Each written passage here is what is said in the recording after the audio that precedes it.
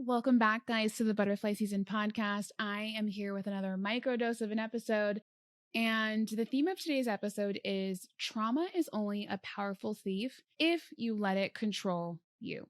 And sometimes traumas aren't your traditional traumas. So when I used to hear people say childhood trauma, I thought like something crazy. And sometimes it is something crazy, but I thought like it had to be earth shattering to be like a traumatic experience or affect your life for the long haul. And I had this profound childhood meditation with my therapist, and I realized a perceived small instance was actually dictating a lot of my life. And in this meditation, I never remembered this happening to me. I knew it happened when I remembered it, but I never thought about it before, if that makes sense. Meaning it happened. I know it happened because I remember it, but since that time, I never thought about it again. And when I did the childhood meditation, I was in my childhood bedroom in timeout. And I don't remember why I was in timeout, but I know I was in timeout. And I know that when I was in timeout, my mom's boyfriend was over, and her boyfriend at the time. And what I assigned that instance, the meaning that I assigned to that instance was that when a third party is invited or when a third party is involved, I am loved less. And the reason why that is so profound, I'm sure you guys are thinking like, oh, okay, like this is probably affecting her life, maybe in friendships, right? Like threes or anything like that.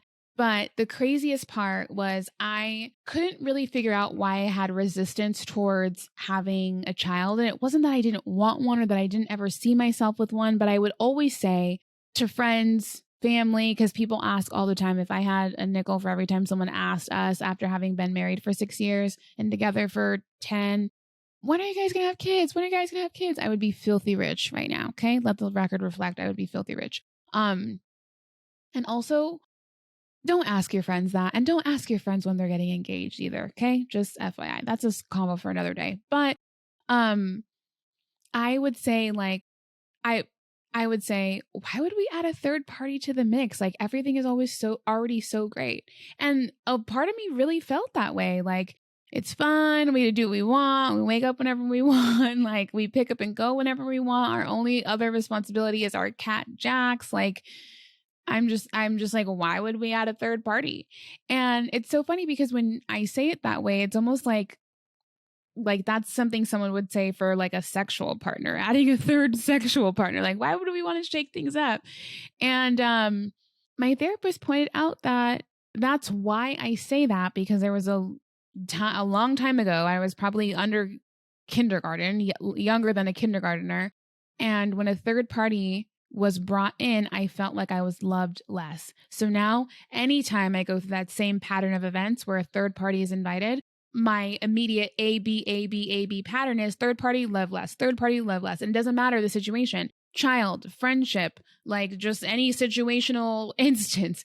My equation to that is that I'm loved less. So it's dictated a lot of my life, and it has controlled a lot of my life until this point.